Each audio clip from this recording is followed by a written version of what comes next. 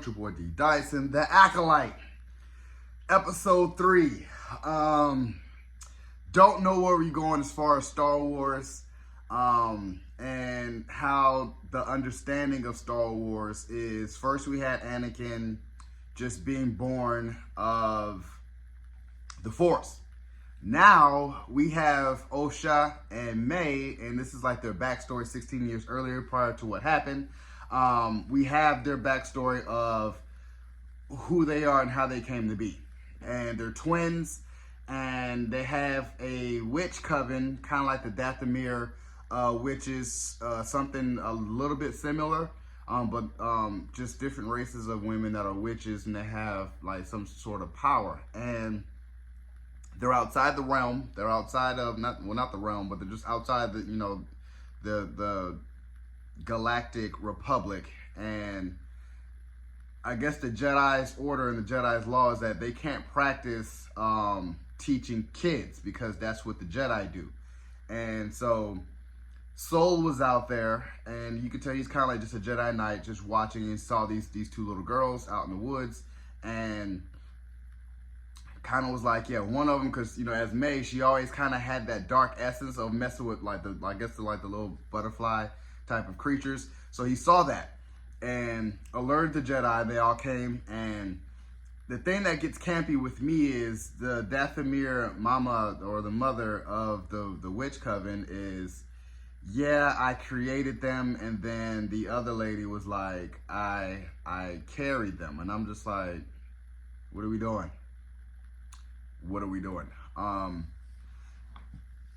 Yeah, I know theory is probably going off. I know a whole bunch of YouTubers is probably going off like, what is Star Wars doing? And I don't even really blame Star Wars. I really look at it as like, what is Disney doing with this? Because it almost looked like they was in a political love interest towards each other. And I was kind of like, what are we doing? What are we doing? What are we doing? And I just keep looking. I just like the whole, so it threw me off of the whole bit. I love the fact that this was 45 minutes, but I have to say that it was boring. It was extremely boring.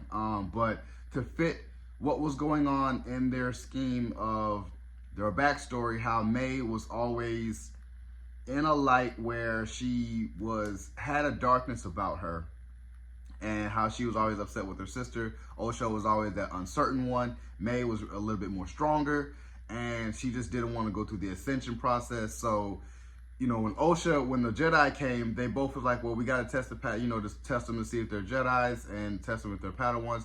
When Osha was really trying to fail it, but she knew that she had power. They have abilities, they have powers. And Osha wants to be a Jedi. May doesn't. May's like, no, you're going to stay with the Coven.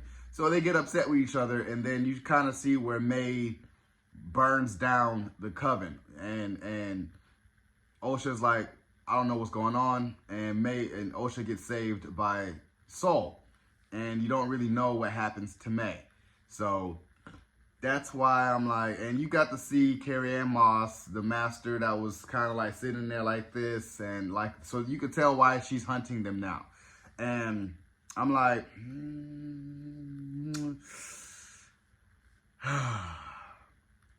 oh boy.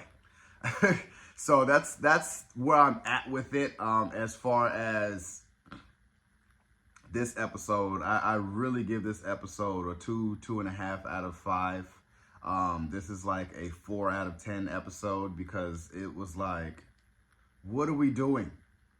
What are we doing? And on top of that, it's the longest episode that we really got in a while as far as Star Wars, and it was completely boring. But I stayed up just to kind of understand their backstory, and for May to be 16 years training with a Darth or Sith, or to become an Acolyte to hunt down Jedi, that's like really her backstory of why she's doing it, versus Osha, why she wanted to leave the Jedi Order and just get as far away from May as possible. I need more, but I was like, I'm up trying to understand what other reactors and people that's reviewing The Acolyte is going to say. I definitely going to check out Star Wars Theory, and I know he's going to be like, what the hell is going on?